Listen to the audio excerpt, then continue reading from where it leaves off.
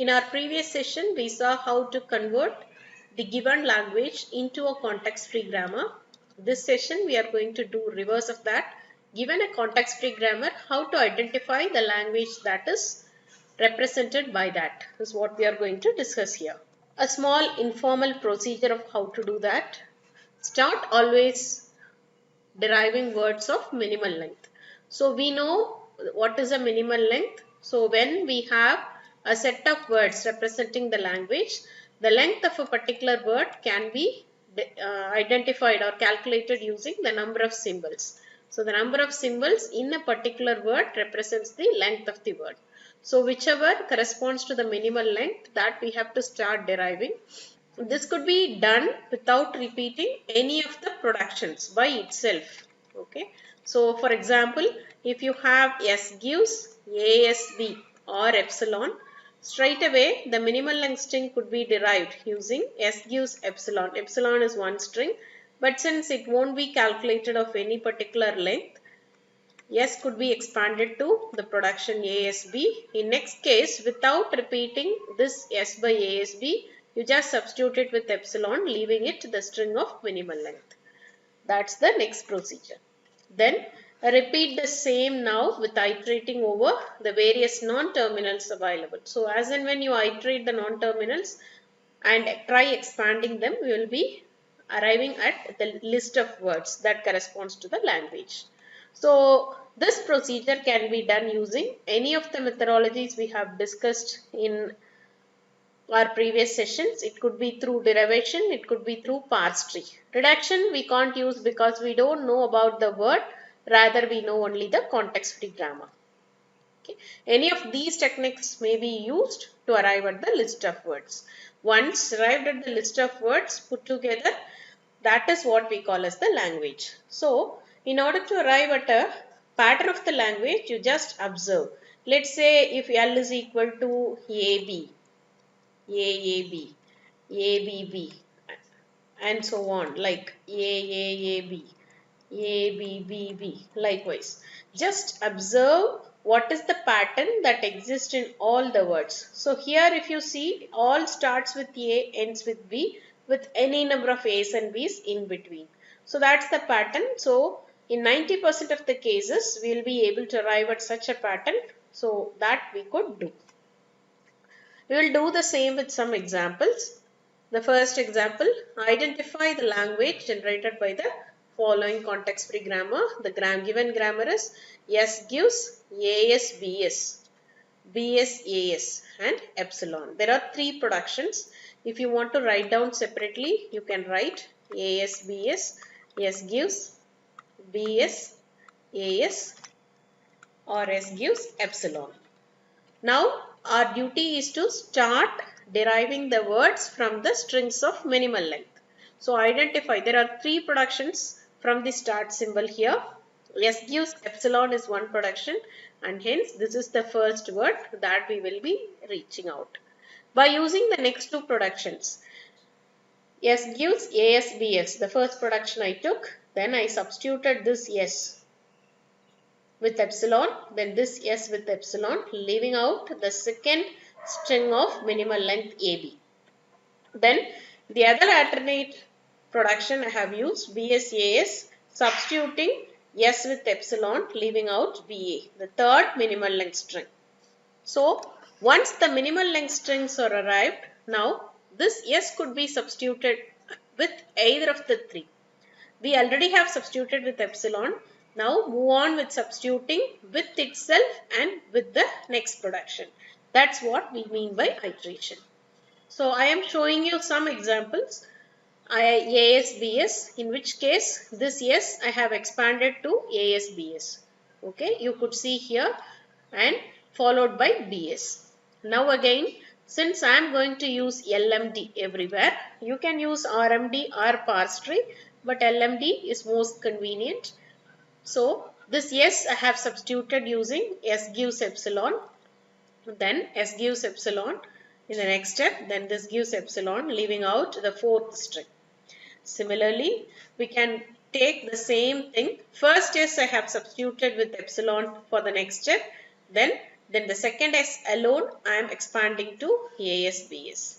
So now that again this S could be expanded to epsilon, leaving out AB, AB. Then some more we have given. These two I have taken the first production. Now the same by using the second production. Second I am applying epsilon here. Then the second S expanded to AS, BS. Then after that substitute epsilon for S. So you will end up with BAAB. One more BSAS, and this S again we are expanding to BSAS. Now that you have BB, S substituted with epsilon, S substituted with epsilon, S substituted with epsilon, ending up with this thing. You can keep on expanding, substituting this S with either this or this, which will give you combinations of AB as well as BA, because finally we will be ending up with epsilon. So any combination of A and B can come. So finally put together, the language will have the set of all words epsilon, AB, BA, and all the strings that we have derived from the particular grammar. You could see all strings are of even length. That is the first pattern that you can observe. This is string of length 0, string of length 2, followed by string of length 4. Just have a look at what else pattern you can observe. There is no starting and ending pattern because it starts with A, ends with B, starts with A, ends with B. Since there are only two symbols, there is no defined pattern of starting and ending up with. So what else? Is there any restriction on the number of symbols do you have? No, right? And hence you find out. Now keenly observing this, we could see the number of A's are equivalent to the number of B's. Here 1A, 1B, 1B, 1A. Similarly, you look at every word that belongs to the language. It's all the number of A's equivalent to the number of B's. So we can write like this. L is nothing but the set of words W, where W is an element of A or B the whole star. You can make use of A or B. Star represents 0 or more concatenation. So 0 times you will end up with epsilon. And W has equal number of A's and B's. So that's the first language. Hope this is clear. We'll make it more clear with some more examples. Moving on to the second language. S gives ASAA or the other non-terminal A.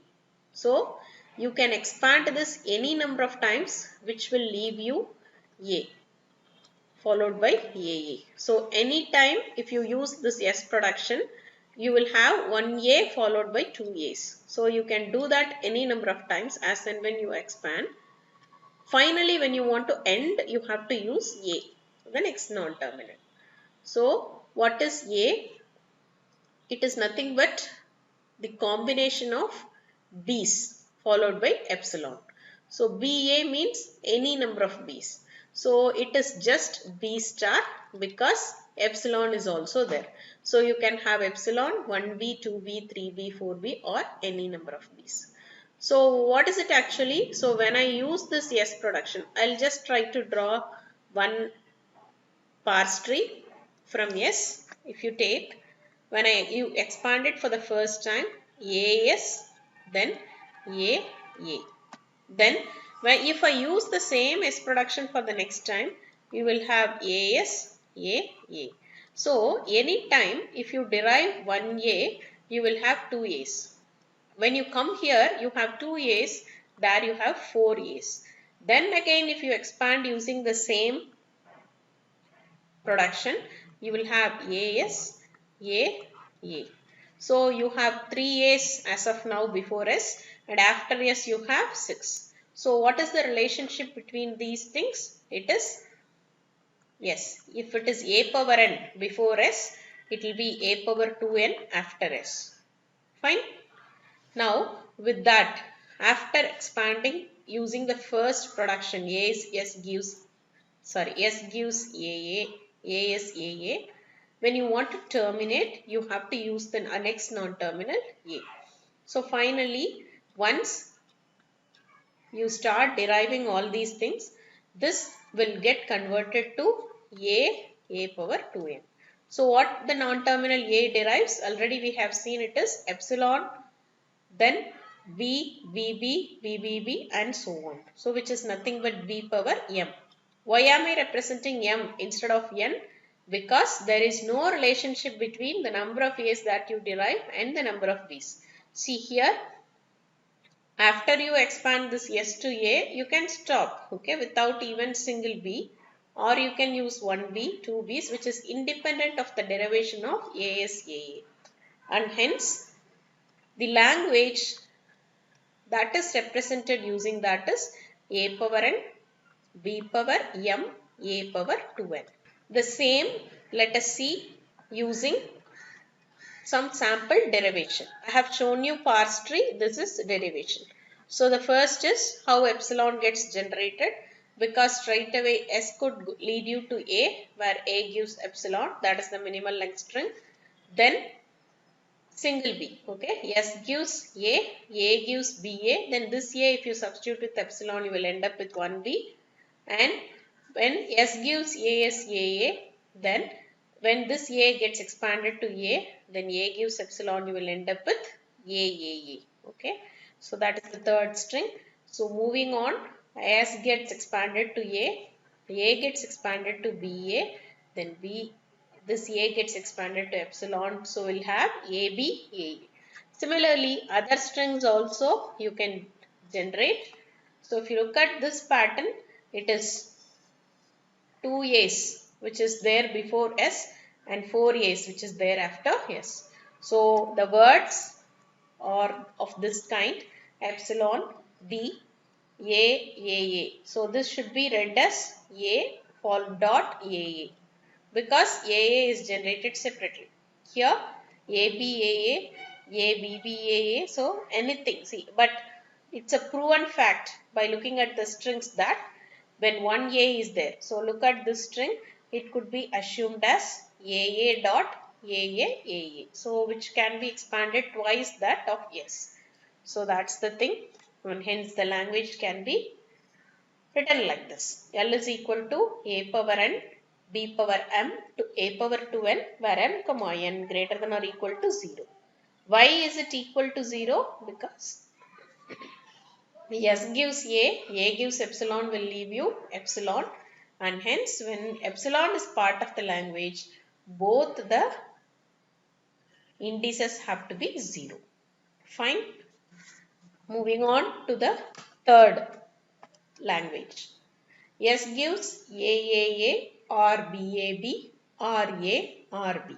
So S gives A and S gives B are the minimal length strings. Once derived these through, any other words could be derived only using either this production or this production. Observe the pattern. When A is there, A is there. When B is there, B is there. So you can either pick up this or you can pick up this, but you cannot have anything like AB generated in between. That is, AA if you have generated, you cannot put in this BB inside A using the S production. Okay, that's what I mean. So moving on to derive, so those words, when we use this production, this A could be substituted with either of the one. Taking in the minimal length word, it becomes AA. Moving on to derive the other words, I have taken the first production S gives AAA, where A gets substituted to BA using this production. Then this A gets substituted to epsilon leaving on this. Similarly, BAB, where the non-terminal A gets expanded using AA. Then you have many more. The fact is that once having chosen this production or this production, A could generate any number of A's or any number of B's or combination of A's and B's. So if you start with A, it should end with A having any combinations of A and B in between. If you start with B, it should end with B having any combination of A and B in between. So that's the pattern. You can see here, A and B are minimal length strings. Of course, it starts with A, ends with A. It starts with A, ends with A. Here, again, the same observation is there. Everywhere you see, the starting and ending symbol remain the same, but the combinations can be anything. You can have same symbols in between, combinations in between, and A's and B's together can come any number of times. And hence the language goes like this. L is equal to set of words W such that the word belong to A or B the whole star. Sorry, the star should not come. It should be understood as plus. At least once it should come. And W should have start and end symbol to remain same. That's the language. Observe the given context-free grammar. It's quite different from what we have seen already. There are two S productions. Okay, but if you see, both starts with AB and end with CT, where T is a non-terminal and ABC are terminals. So if you want to generate iterative in between, so this iteration refers to our recursion normally. So you can have S in between. Again, when you expand, you can expand using either of the S productions, which will again give you AB, which will end up with CT. So this can go any number of times, and when you want to stop, you have to use this production, which will again give you AB followed by CT. I'll just show you using the parse tree. S gets expanded to A, B, S, C followed by capital T. When I start expanding this S, again I can use either this production, or I can, if I want to stop expanding using the S production, I can use A, B, C, T. Now you see, when AB comes, you have a pair CT. When again AB comes, you have this. When again AB comes, you have this. So it's clear that all the words that are part of this particular CFG will start with AB. So how many times it can repeat? It's as per the number of derivations that you do using the start symbol. So let's say you do it n times. So it's a fact that the C and T will also appear n times. Okay, but whether the C and T will together appear, or C will appear, T will appear, then C will appear, T will appear, just look into this parse tree. So just try to read all the leaf nodes starting from the leftmost leaf node. It is AB, then again AB, then again AB, followed by CT. So I'll just write the word that corresponds to this. It will be AB, AB, the next branch or the tree will give you AB, followed by CT, followed by CT. Okay, just after this you will move to this one, after this you will move to this one, CT. Fine. So now this C anyway will appear n number of times. When AB appear thrice, C will appear thrice and T will appear thrice. But what about this T? C is a terminal symbol. Okay, we know it will appear n time. But what about this T? T is a non-terminal. So look at T's production. T can get expanded to 1B or 2B's, 3B's, 4B's or any number of B's as you expand this. So this T could get expanded to 1B, or you may expand it to BT, which may get expanded to B, or any number of times. So in every T is independent. It may have 1B, it may have 2B's, again it may have 1B or like this.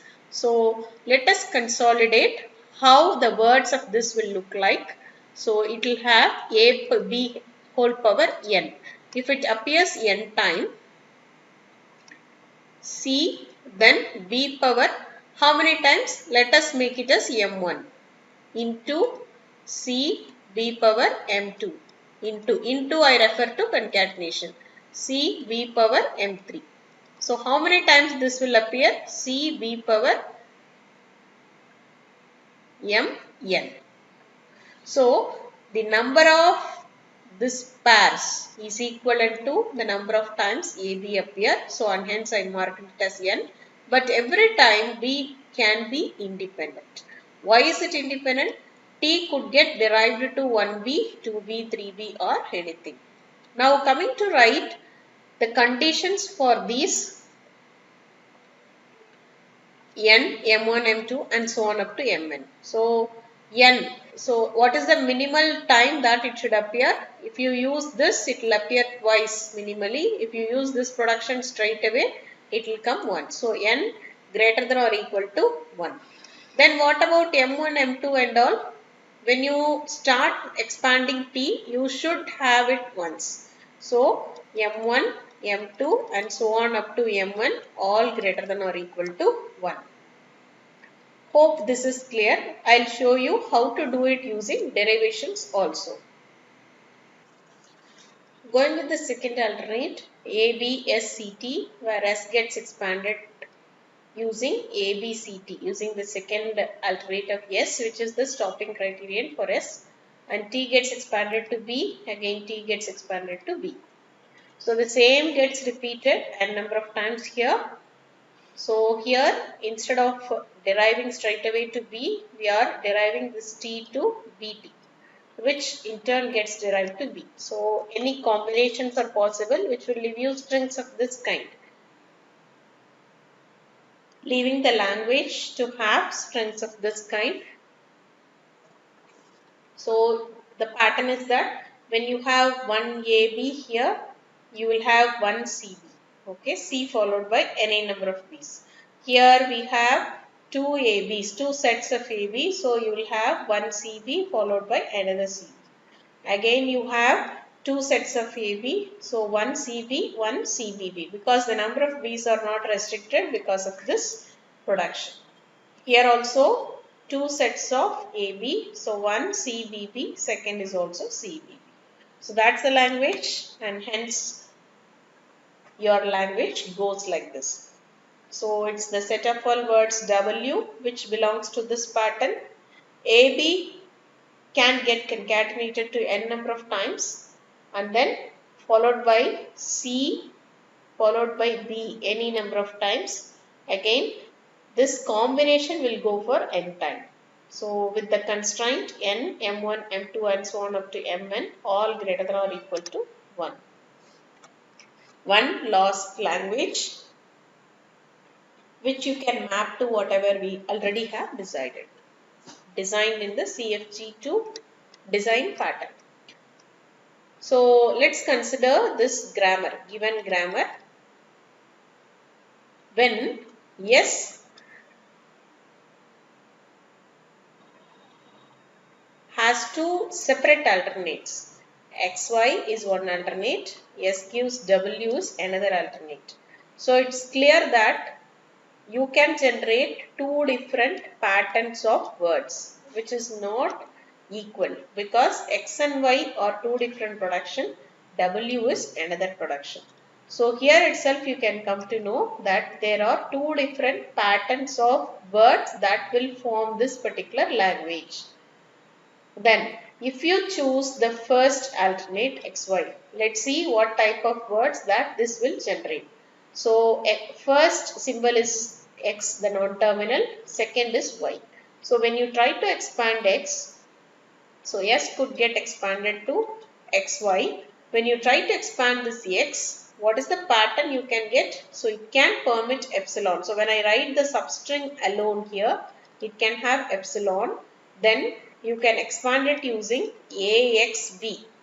Okay, where X gets substituted with epsilon, which will leave you AB. If you expand it further, okay, it's actually a recursive extension. So again it will get expanded to AXB. So the meaning is that when A is there, you will get a B. So A's and B's will appear in common, that too in sequence. Now A's will be followed by B's. That's the format of X. You can see here any number of A's and B's can come. Finally, it is appended by Y, concatenated with Y, meaning that this Y non-terminal has to be extended. When you extend this, C can get repeated any number of times. It could be 0, 1, 2 or 3 or any number of times. So what is that this particular pattern is telling us? It is nothing but A power n, B power n, because when you generate A, you will have an equivalent B. Then C, we don't have issues. It could be C power m. This is pattern 1. which xy will generate. And what about the range of numbers that you can use here? Can n be equal to 0? No, because at least can n be equal to 0? Yes, correct. Because when you expand x to directly to epsilon, you can have. C can also be expanded to the rest. Non-terminal y can also be expanded to epsilon, and hence n comma m greater than or equal to 0. Coming to the second pattern, when you use this alternate, which is the second one, straight away we will go here expanding W to either AWC or Z. So, what is AWC? When S gets expanded to W, this W can get expanded to AWC. When there is an A, you will get a C. And this W can get expanded to any number of times, right? If you use the same production again and again, you will get as many number of A's and as many number of C's. So, we will have sequence of A's and sequence of C's, but when you want to close this, you have to use Z, where Z can generate as many number of B's starting with epsilon. So, when it goes to epsilon, you will have A's followed by C's, but the number of A's is equivalent to number of C's. Or when you want to have 1B, you can have, okay, which you can expand to Z and then to B. Similarly, you can have 2B's, 3B's and n number of B's. So, the second pattern goes like this. You can have n number of A's and n number of C's generated using this. And when you want to stop, you can have any number of B's in between. So, there is no relation between n and m because both are different non-terminals. So, coming to the range of numbers that it can accept, n comma m can be greater than or equal to, can this be equal to 0? No, because m can be equal to 0. W can be expanded to Z, which directly can be expanded to epsilon. So, automatically this entire expression can go to epsilon, okay, and hence this is correct. So, that's the set of words that you can use. So, L is equal to the words which can follow the pattern L1 union L2, where L1 is equal to A power n, B power n, C power m such that n comma n greater than equal to 0, and L2 is equal to A power n, B power m, C power n such that n comma m greater than or equal to 0. Hope you are clear with converting a given grammar to a language. So, this is to prove that the context-free grammar has its own equivalent language.